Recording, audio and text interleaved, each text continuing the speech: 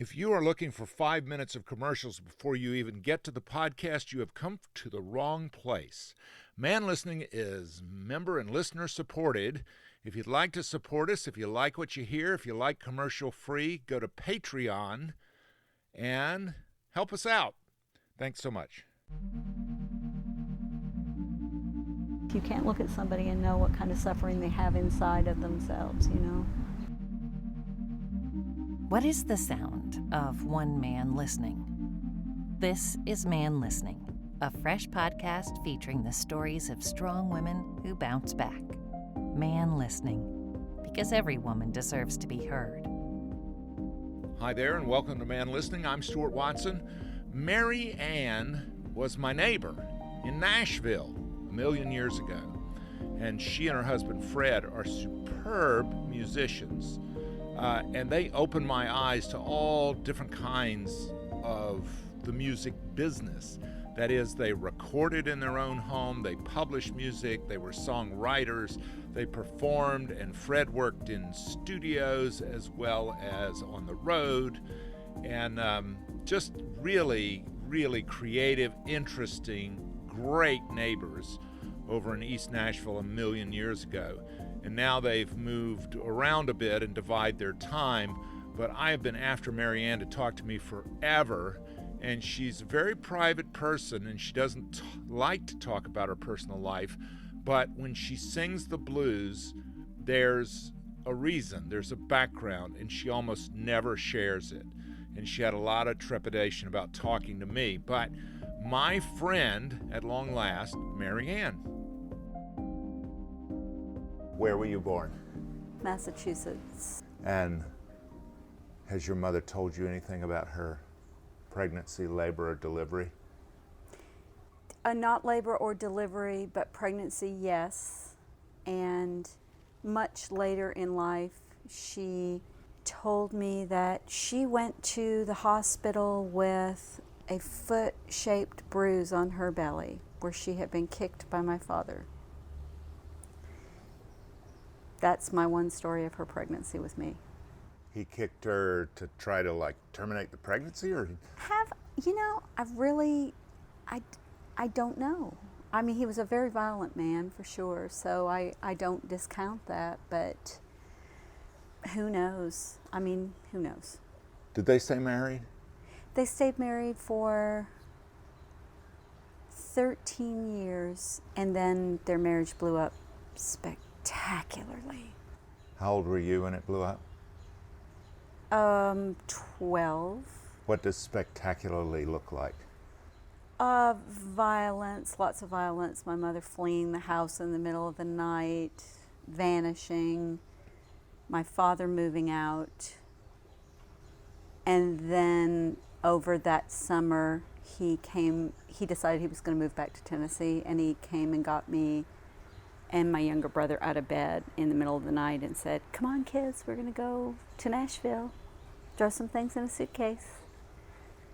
And we did, and that's how we wound up in Nashville. The violence, hitting her, knives, guns, what? Hitting, lots of beating, guns, knives. No, I don't ever remember knives, but just lots of physical violence and guns. How he got guns, he managed to take guns into Canada. And which just to this day astonishes me how he was able to pull that off, because I remember when we were moving back to the United States when I was a little kid, we spent hours at the border trying to get those guns back across the border. His guns were very, very, very important to him. What kind of guns? All kinds of, he was into guns. Rifles, handguns. Exactly. Yeah. Yeah. Automatic or No, I don't think back then that was a thing. He had, as I recall, he had rifles and handguns, and yeah, he always had guns. And how'd y'all get from Massachusetts to Canada? What was that move about? He worked, he grew up in Nashville. Right. And after he came home from World War II, I think he was employed after he got home by Genesco, and their sister and brother companies. You know, there was Genesco, and then he was in the shoe business. He was a merchandiser for Genesco and Johnston and Murphy and these various companies. So that's a pretty good job. Yeah. So how we wound up in Canada was there was a big, I like to refer to myself as the big scandal of 1962. There was such shame around him because he was an executive with the company that they transferred him to Massachusetts. And then for some reason, I was very, very, very young, too young to remember, he was transferred to Canada to head up the merchandising in their Canadian division. So that's how we wound up in Canada. What do you mean shame around him? He was married to a woman for many years, and they had built a home on Tyne Boulevard. He had, I can't remember if it was 3 or 6 acres. He had a little horse farm on Tyne Boulevard, if you can feature this. This beautiful, sexy secretary showed up, who was my mother.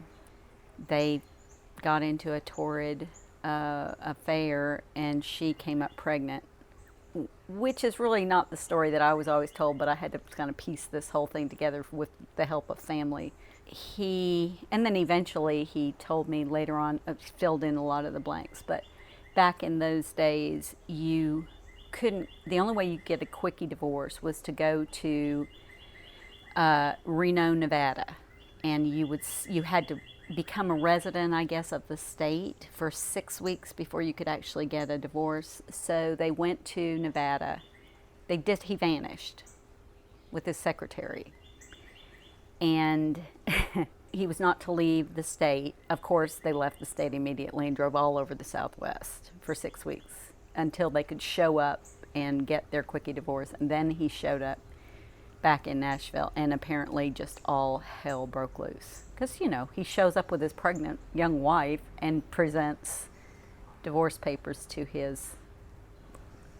maybe I've got it backward, presented divorce papers to his wife with his beautiful pregnant young gal there by his side. Just insanity. And in Genesco, it was like it was a scandal. You just didn't do that back then. Yeah, this was a kind of a conservative corporate culture, and yes. And not to mention, this is even then, like running off with the secretary. An affair with the secretary is one thing, getting her pregnant is another thing, and then running off with her. Right. Like the MIA. Right. And then, like he didn't do it right. No. No, he made poor decisions. He was an impulsive person, and he was taken to bouts of severe depression, and he had a lot of anger. So he would just, all those things combined, and then drinking. He had poor decision-making skills. Whether it's by nature or nurture, DNA or being around him, what parts of him, good and bad, do you see in yourself? Anything at all? Yeah. Oh no. Of course, I see a lot of both of my parents. They had a lot of very strange qualities. Like. Both of them, I think, had untreated mental illness, and it was never defined, but it was quite obvious. And especially if you go back and look at the behaviors, there was some. But my father absolutely did not believe in any kind of psychiatry or psychology. Little girl, don't let those people mess with your head. They'll mess your head right up. Well, I decided at a very young adult age, that was nonsense. And so I started trying to figure things out because my behavior became maladaptive, I guess is the best word for it, as a young person. And what? What did that? Just depression that was leading me to, to just not make good decisions, and also just the craziness of us, the way that we came to Nashville. We hid here. When we came to Nashville, he was on the lam. He was in the middle of this contentious divorce. He snatched us and didn't have permission to bring us here. So we wound up here as children, with their faces on milk cartons. We went missing. So that's how we... Were you literally on a milk carton?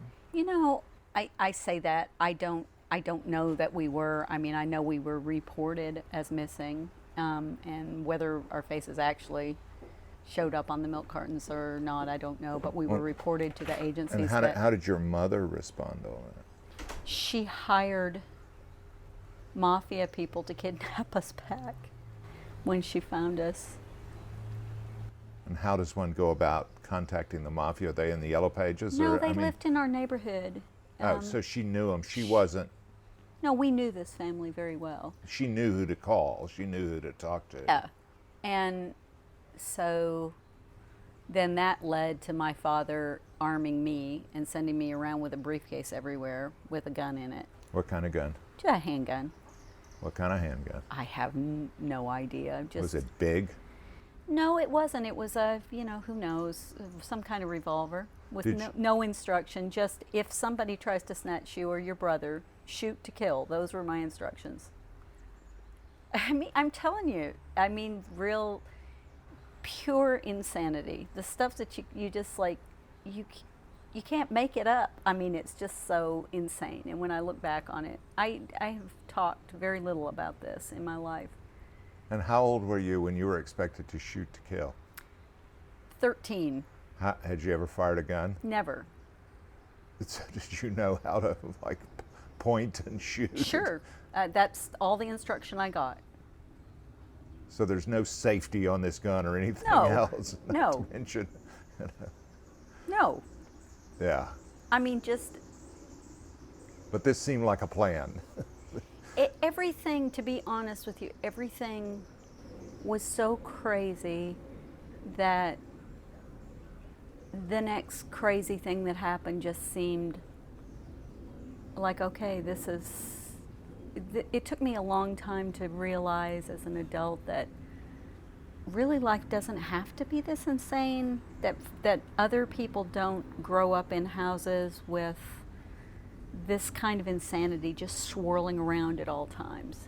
It took a really long time to figure that out. And then I set about, trying to make a life that, we didn't make a choice to have a very conventional life, but still within the parameters of the unconventional life that I chose to live for myself as an adult. I still tried to make some order in it. The people, as you well know, because I've known you for many, many years, the people I have gravitated toward in my adult life have been in my life the whole time, stable, wonderful people.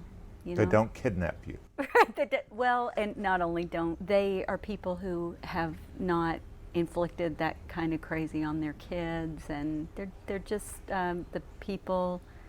I mean, don't get me wrong, because of being a creative and leading a creative life, I've been around a lot of really wacky people, lots of wacky, goofy stuff, but I just, I've drawn kind of hard lines in the sand when it comes to abuse, and certainly abusing children and animals. And so as long as somebody's not intentionally cruel, they can be just as wacky as they want to be. I don't care. But yeah, I've had the opportunity to have very, very close, long-term relationships with wonderful people who have shown me that life doesn't have to be insane. It doesn't. You say intentionally cruel. Do you think your father had control over his cruelty? Boy, that's a question.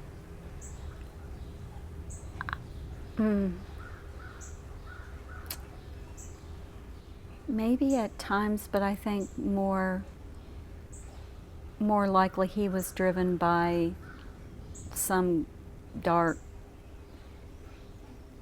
force that was inside of himself that he really, clearly he couldn't manage it.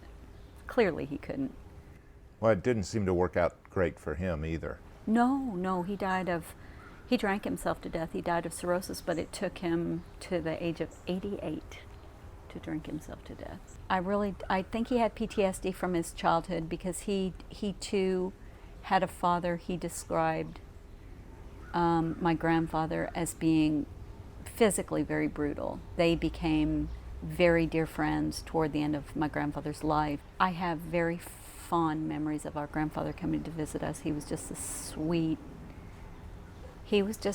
old fat man who would come to see us, you know, and he would always bring us fruit, and we'd all vie to sit on his lap, and, you know, so I didn't learn about any of this stuff until I was much later. But, you know, he was a Victorian, and he believed in, you know, if he got angry, he'd whip a switch off the tree and pull his pocket knife off. And my father would say he'd watch him walking from the backyard in just dread of seeing him pull that car into the backyard, whip a branch off the tree, and start cutting, you know, the leaves off of it. So by the time he got to the house, he had worked up his anger well enough that he could switch the kids. And so then, of course, you know how that works.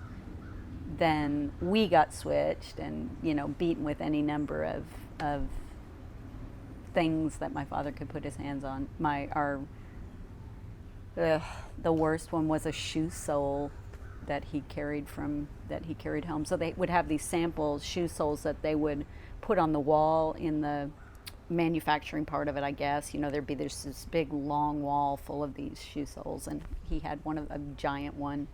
They all had a square cut out in the middle so you could hang them up. And so when you would get beaten with that thing, you'd have the shape of a shoe sole with a square of welts on your legs, and skipping ropes and switches, and just, you know.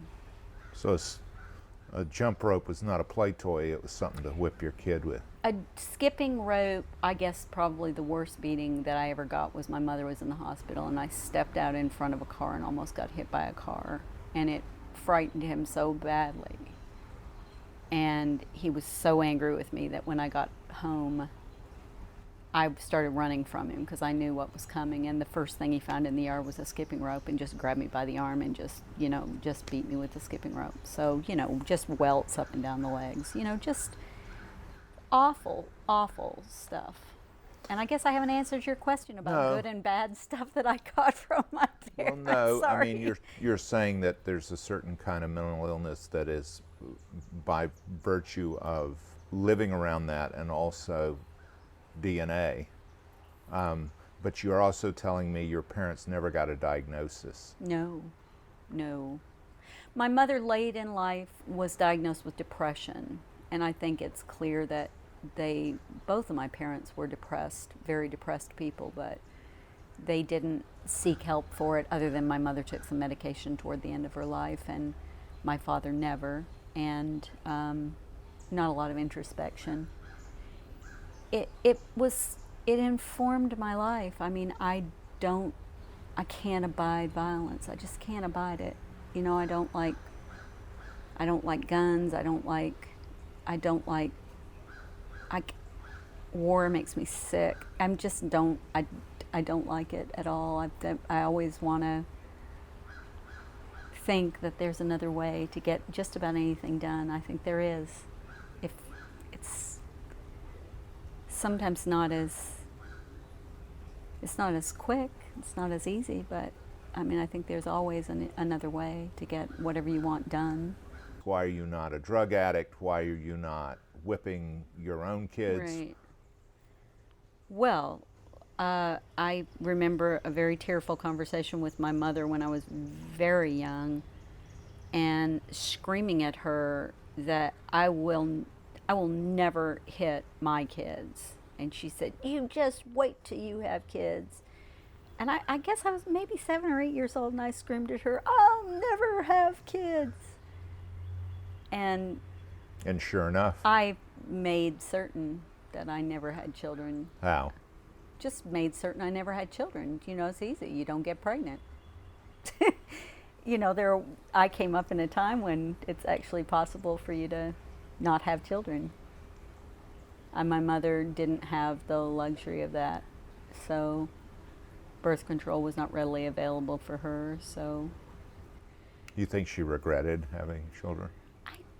I think she regretted having me. I don't think she ever really liked me. She liked say that? She did. She did. Sure. How did she put it? What were the words? Many different ways, you know. You get in anger, usually in anger. You're just like your father. You look just like your father, you act just like your father. He would do the same thing. You're just like your stinking mama. I think by the time I came along, I have 3 older sisters that she had with a previous husband. And I think by the time I came along, she was worn out. You know, she was not suited to be a mother. I've looked at pictures of when I was a baby, and she just looks very depressed. Getting back to the question of how do you get to this point and not be just like just a complete train wreck, is I started at a very young age realizing something is not right. Something is not right inside my head. I was just terribly depressed, and quite honestly, you know, having suicidal thoughts. I realized that I needed to find some relief for all of this mental anguish. I found a psychiatrist actually at Vanderbilt when I was in my early 20s who was just invaluably helpful. A young resident who was trying to get to the bottom of what was going on inside my head. And so he actually took the time to kind of figure the puzzle out and tell me what was going on. And he was able to distill it for me right before he had to leave to go off to his assignment out in the world. You know, he was a resident here, and then he was going to go away and work somewhere else. So before he left, he said, I don't think that you're ready for me to be gone yet, but I just have to tell you that there are 2 things. And the one thing is, you were never loved the way that a child needs to be loved. He said a child needs to feel unconditional love from their parents. It's the one thing you need in your life, is to feel like that rug is not going to get pulled out from underneath you, and you didn't have that. And he said the second part to that is, you're never going to find it. It doesn't exist anywhere in the world. You're never going to find that unconditional love, ever. And it was just like this epiphany for me, because while he was right, I will never find that unconditional love, but that doesn't mean I can't give it. And so that's what changed everything for me, was realizing, oh, yeah, that's right. All love in my life is going to be conditional, but that doesn't mean my love toward others has to be conditional. How did you learn to love yourself, to give unconditional love to yourself? I don't know that I have ever figured that out. Well, then how in the world can you give unconditional love to other people in the world if you don't love yourself unconditionally? I don't know. I just do. I don't know how to answer that. I've never really given, those are excellent questions. That's gonna, thanks, Stuart. Now I've got to go do some more introspection. Well, no, I don't know could the be answer. that you do really love yourself unconditionally. There's don't. this phrase, forgive me if it's psychobabble, self-parenting. Oh, I Self-parenting. suppose I have a lot of regrets, and I guess the greatest regrets I have are unconsciously hurting people. Probably the way I've done that the most in my life is with my flapping my jaw. You know, it's so easy to say something that you don't even intend for it to be hurtful, but it winds up being hurtful. And I have regrets about saying things that have hurt people. How old were you when you left home? I was 17. And what precipitated you leaving home? A fight with my stepmother. My father had remarried a woman, and she decided to come in my bedroom and, like slap me, and we got into a fist fight, and I just said, that's it. She was being really abusive to my father, and I stepped out of my bedroom and said, don't you talk to my father like that. And she just jumped up and started smacking me in the face, and we got into a fist fight, and I'm just like, I looked at my father and I said, make a choice here. This is ridiculous. And his choice was easy, so I left. Where'd you go? I lived in my car for a while. What kind of car did you have? A Ford Mustang. Did you own it? I did. How'd you afford that? I had gotten back in contact with my mother. This is a long story that just she found me. I had been told that she had died. It wasn't in a the car mafia. accident. No, she vanished. She moved back to Canada, and I got a telephone call from somebody telling me that she had been killed in a car accident. So I went my whole teenage years believing that she was dead. And one day, the phone rang, and it was a woman on the other end saying, "This is your mother." And I said, "This is cruel. My mother is dead." And she convinced me that she was my mother. So she came to see me and saw the circumstances that I was living in. And so her then husband, who was her uncle, he would have been her fourth, was he her fourth? He would have been her fourth husband, loaned me the money to buy a car, and then I paid him back after I got out of high school.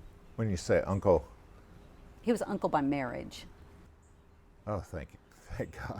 But listen, my I thought father, it was- my father's Oh, you're fourth gonna get wife. it. Wait a second, fourth wife. Yes, my father's fourth wife was his first cousin. Did you come to love, forgive your mother? Whew, that's a tough one. I saw her toward the end of her life as she was very cruel. She was very mentally cruel, and she was very mentally cruel to me, and she just did a lot of really harmful things. So forgive, gee, that's a concept I don't really get. I don't really understand forgiveness. Okay, I'll use a different concept. Detach or let go of her. I did not have detach. any energy around it. I did detach because when she came back into my life, I stayed away from her for 20 years in my adult life because her behavior was so abusive that I just had to walk away from her. She was detrimental to my own mental health, so I just had to leave her be. And it wasn't, I knew that if I remained in a relationship with her, there would be fighting and just awful stuff that was going to be bad for both of us. So it was better that I just stay away. But then at the very end of her life, she came down with stage 4 lung cancer, and she showed up, presented in Nashville after I hadn't seen her for 20 years. And I tried to tend to her as best I could for the remainder of her life, which was about another year and a half. During that time, that was a real epiphany for me, because I realized that I had made the right decision, that if I had stayed in her life, that I never would have gotten mentally well myself. And the only way I was able to care for her was to detach emotionally. And I think that was very painful for her, because I was loving toward her, but there's a Buddhist concept they call detach with love. Is there something of hers that's meaningful to you? For some reason, she held on to my baby bracelet from being born, and gave that to me at the What very does it end. look like? It just has little beads that have letters on them. Oh, yeah. And does it say your name? Yeah, or the last name. the Ford Mustang. Color? Green, pea green. Stick shift or No, I wish it automatic? had been. It was an automatic. It was just an absolute piece of crap. So how long did you live in that car? Oh, I didn't live in it long. I had girlfriends who would let me park in their driveway, and then their parents would take pity and let me come in the house. Oh, that's nice. And then I found out through my mother that she had an uncle who lived in Nashville. So they took me in for a period of time until I borrowed money from the stepfather, from my mother's husband, to rent an apartment. And I had an apartment with no furniture in it for my last year of high school, or for much of my last year of high school. But you finished. I did.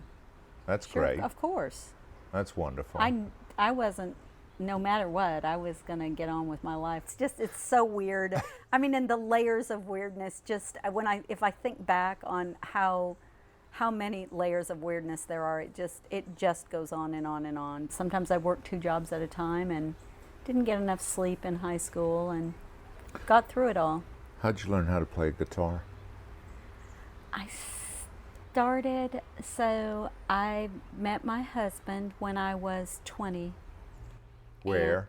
In Nashville at a bar. What bar? Bogies on White Bridge Road. So one of your better bars.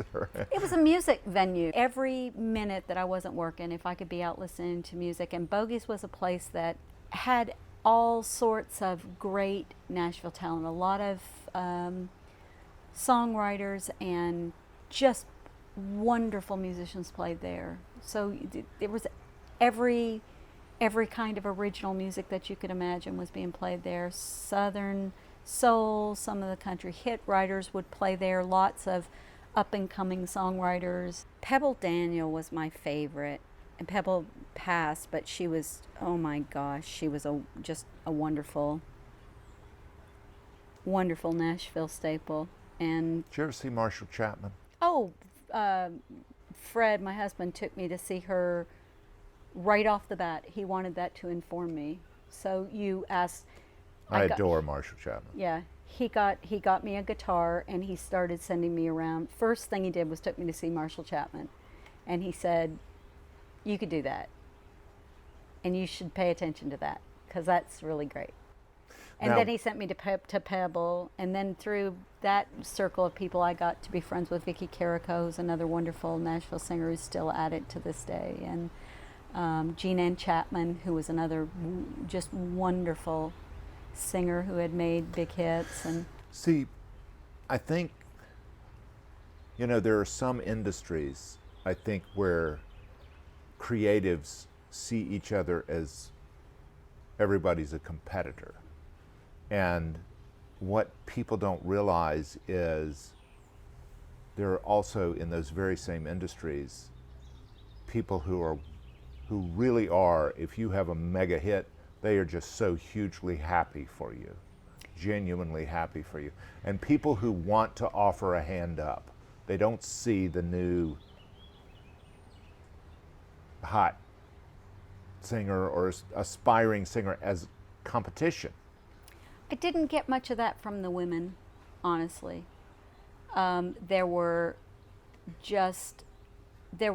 like I mentioned, Vicky Carrico and Jean Ann Chapman.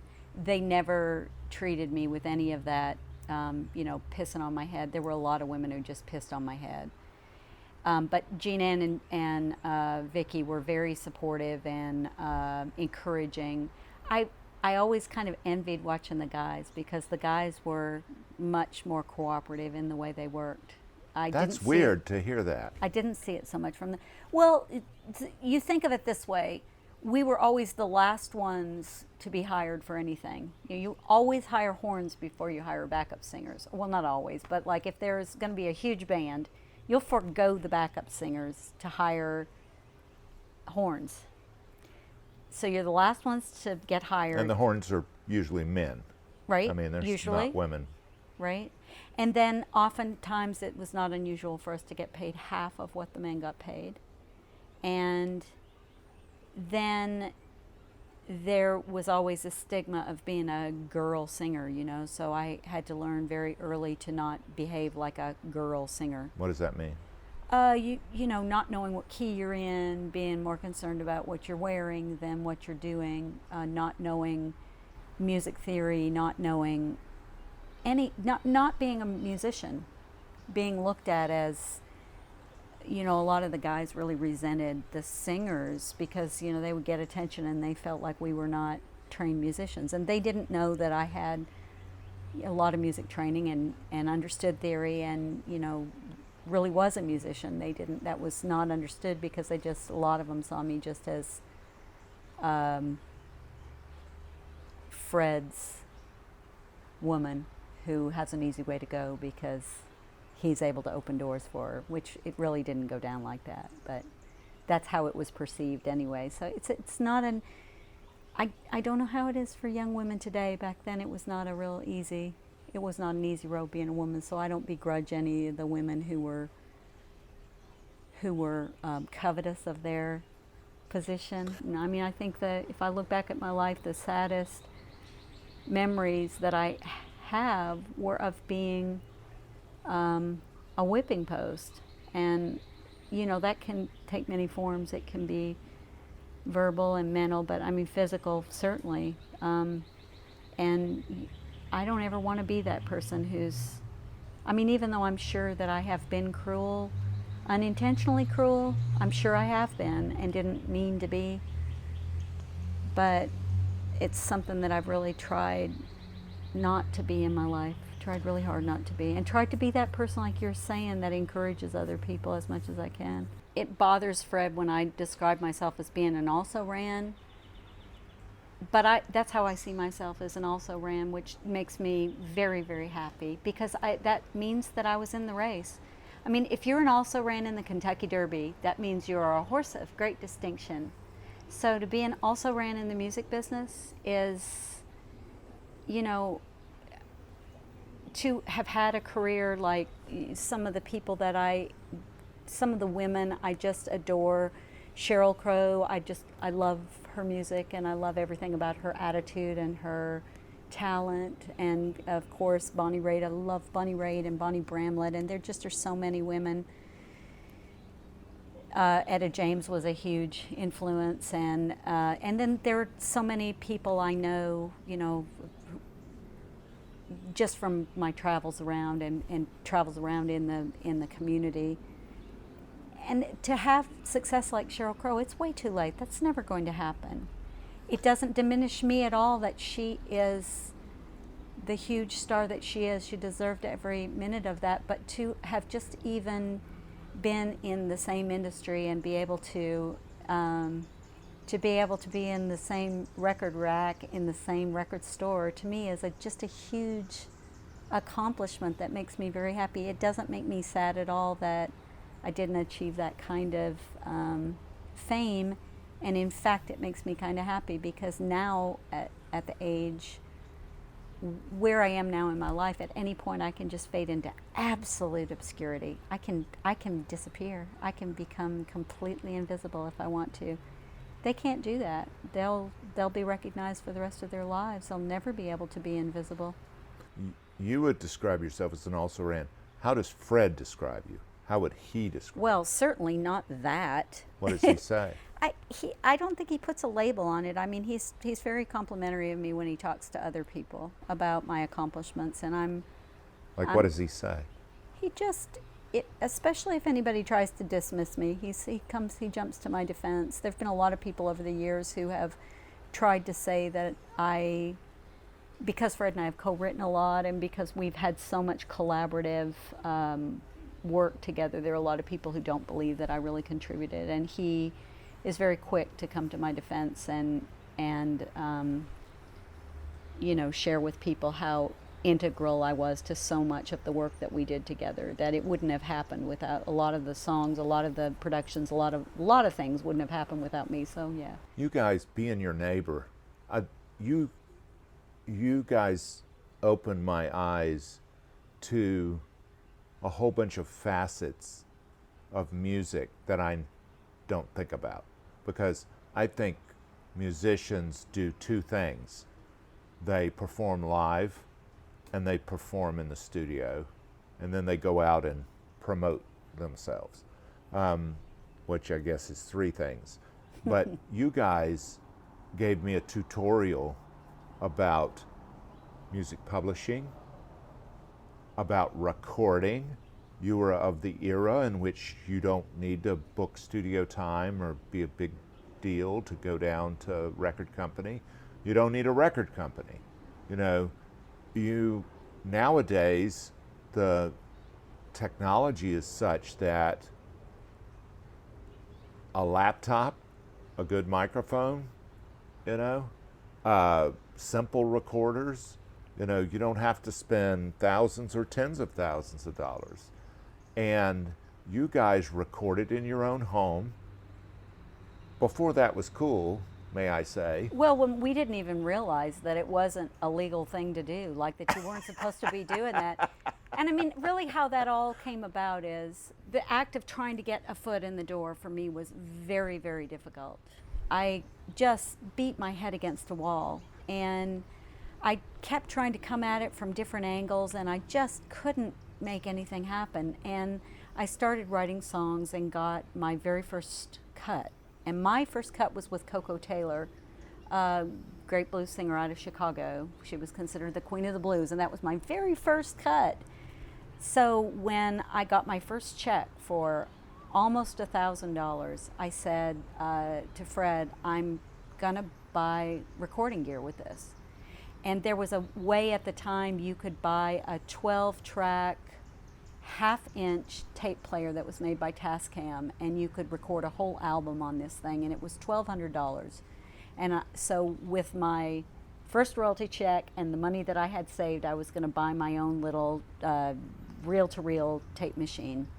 And he begged me, please do not do that. He said, give me that money. He said, I need a DAT machine for my business, so let me have it, and we'll get you a good microphone. So I got a really, really good microphone. And the other thing is, too, he took the great front man for Commander Cody, Billy C. Farlow, into our living room with that microphone that I bought and that DAT machine, and it was another one of those moments for Epiphany. Fred. Yes, our house sounded like, it just sounded like heaven. It sounded so good, and it was just a microphone and a DAT machine in our living room, but those plaster walls and those hardwood floors, and it just sounded glorious. So that started the whole thing, and then we started getting more cuts, and when money came in, I begged Fred, let's just do away with having to try to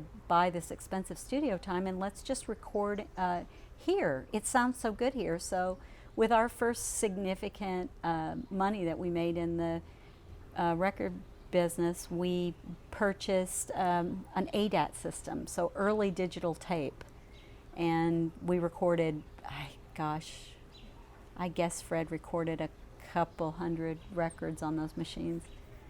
So it ended up, I know you hate to say it, he was right. The DAT machine was probably the right thing. So I don't hate to say it at all.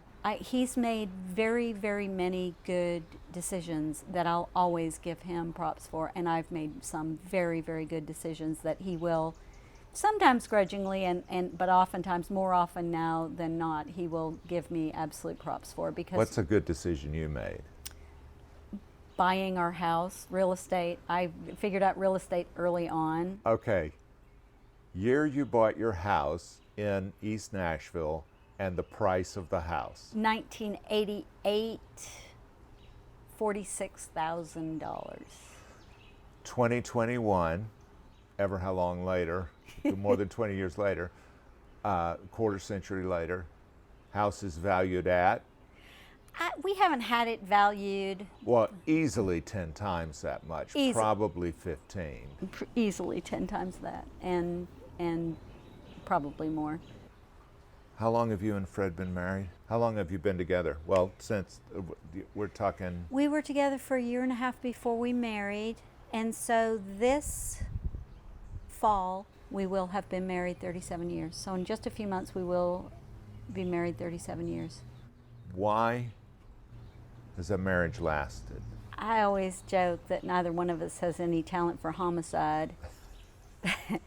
And Fred's standard joke is spite. But the truth is, I think we truly love each other and we truly like each other. Not everything about each other, but I think neither one of us can imagine our life without the other one. And we have such a history together, and we've helped each other through figuring out a lot of problems in life. So he's watched me grow up. I mean, when you think about it, I was 20 years old when I met him. I was 5 years away from having a fully formed brain at that point. And married 1.5 years later, and with all of my childhood history of just pure insanity, and having, he had to watch me marching through trying to make sense of that and get well, and doing that not being a fully formed human yet. That's a lot of history. And we've had a lifetime of animals that have come and gone. We had a very unofficial but a foster daughter who came into our life, and We tried to help her through her childhood trauma. She went to Stanford.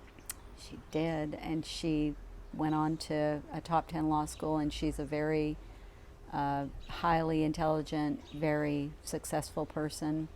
So yeah, I'm very, very proud of her. You ever talk to her? I do. We do. We stay in touch, not as much as I would like to, but you know, she lives on the West Coast, and life goes on. You know, you and I don't stay in touch like I would like to.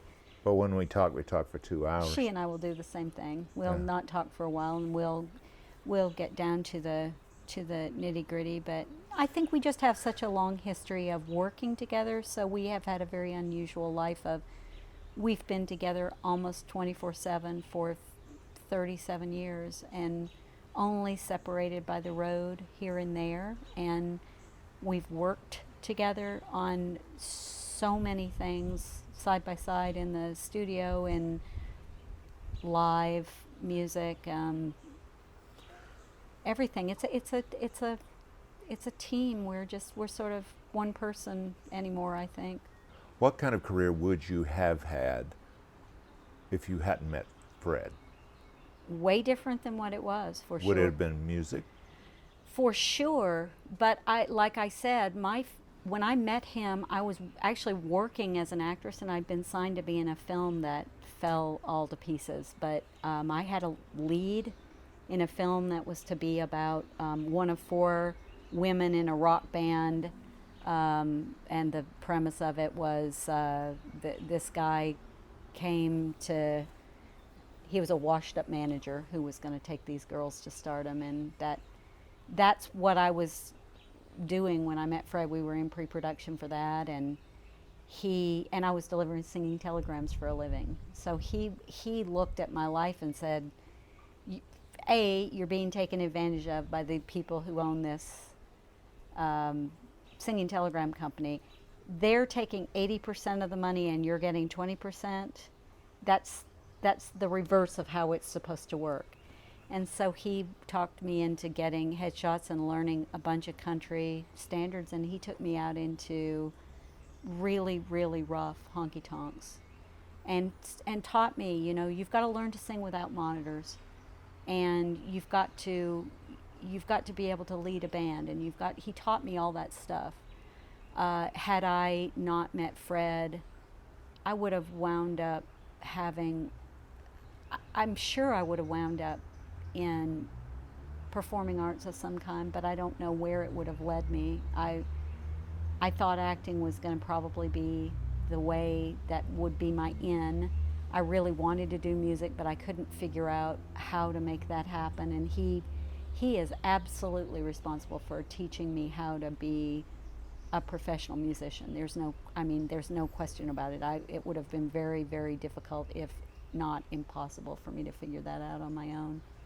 I can look at my life, and some of the happiest moments that I have been being in the studio, being on live gigs that are memorable, working with Fred, just sitting down and writing a song. You know, we were reminiscing about, there's a record company in Chicago that used to send one of their artists to us, and they sent C.J. Chenier to come write with us because he had a record coming up, and he didn't have enough material, and they needed us to help him flesh out basically an album.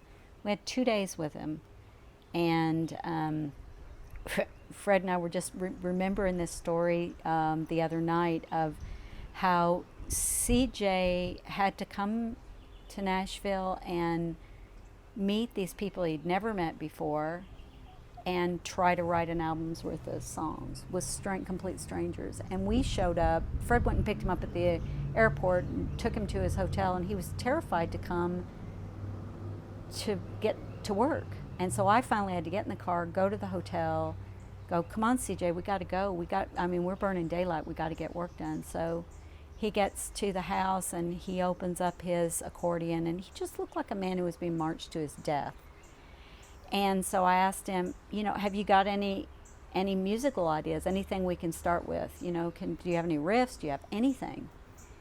So he said, well, first off, I don't want to write any negative songs, no negative songs. So Okay, no negative songs, all positive songs. Have you got anything? So he starts playing this riff on the accordion and he starts singing. I had bad luck, nothing but bad luck. I got bad luck, nothing but bad luck. I went, till I found you, till I found you. And it just turned the whole thing around.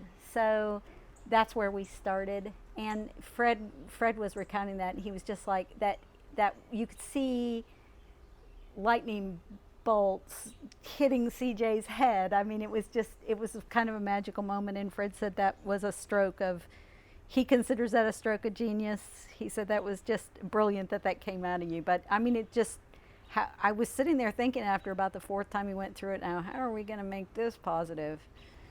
And it just, it just happened. And that began a really nice collaboration with CJ, where we wrote a lot of songs with him. And so, yeah, these are very happy memories and very good for mental health. There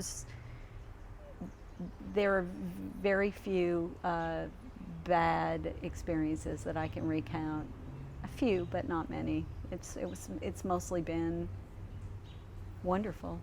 Well, if I can be so bold as to suggest, for Fred, you're not just a wonderful spouse, you're a wonderful partner. You're really we are great partners. Yeah, great complementary in the business, in the creative process, and in the house.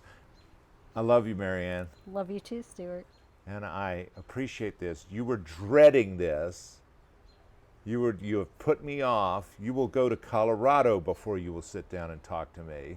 Now, tell me the truth. Was it horrible? Not horrible. It's painful to revisit a lot of stuff, and I haven't talked about it. It's really funny because for years I would have managers who would say, like over in Europe, she sings blues. What kind of story does she have? Is she broken down? Is she a drug addict? Does she have a lot of problems?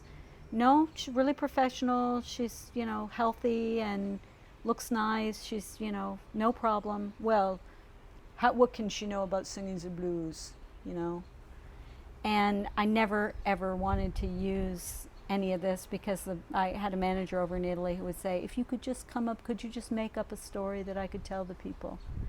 And I never really wanted anybody to know it. I felt like I didn't owe anybody an explanation as to how I understood depth in life, and that you couldn't look at me and know that just because I was a cute little gal with long hair and just looked like, Fred and I were often accused of looking like Barbie and Ken, that you can't look at a person and know what is underneath. You can't look at somebody and know what kind of suffering they have inside of themselves, And I certainly was never going to use that. So I've kept this to myself. And then also it makes people very uncomfortable to hear some of these stories, to know that somebody they care about they just assume that you've got to be crazy. If you live through that, you must be insane. And I don't like being framed that way. So yeah, I haven't really wanted this to be known much. It's a little painful, honestly. Well, if I didn't think that it would help a lot of people, I'm not doing this for entertainment value. Oh, right, of course, and that's ultimately why I agreed to talk to you about this stuff, because maybe somebody will glean something from it that's of, I don't know what I have to offer anybody, because I've muddled through my life as best I can, so I don't really have any great wisdom for anybody about anything. I don't know. Muddle through as best you can. That's my best advice. Agree to disagree. Thank you, Marianne. Thanks, Stuart. I am so thankful and so grateful that Marianne is my friend and remains my friend. And I told her, these podcasts are not journalism. I mean, if you have something you want me to take out, like your last name, I'll take it out because it causes heartburn. And people can kind of figure out who she is, but she's very sensitive about family and about personal things. And so I really appreciate her and value her friendship. Thanks, Marianne. Man Listening is a production of Unmediated LLC in cooperation with the Queen City Podcast Network and Balto Creative Media.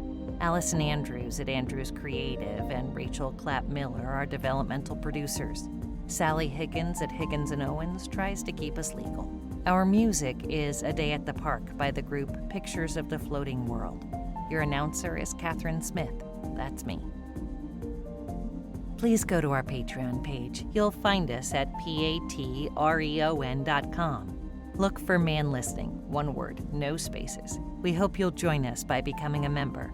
A small investment can raise up the conversation. If you want exclusive member merch, like a t-shirt, we can arrange that too. A personal thank you and a shout out to everyone who supports Man Listening, however you do. Thanks so very much. Don't forget to support us at Patreon. We believe one voice can change the conversation. Click the subscribe button, and next week you'll hear. I think there's so many people who want to do good and want to do good things, and certainly that's how I've tried to live my life. That's next week on Man Listening. Thanks.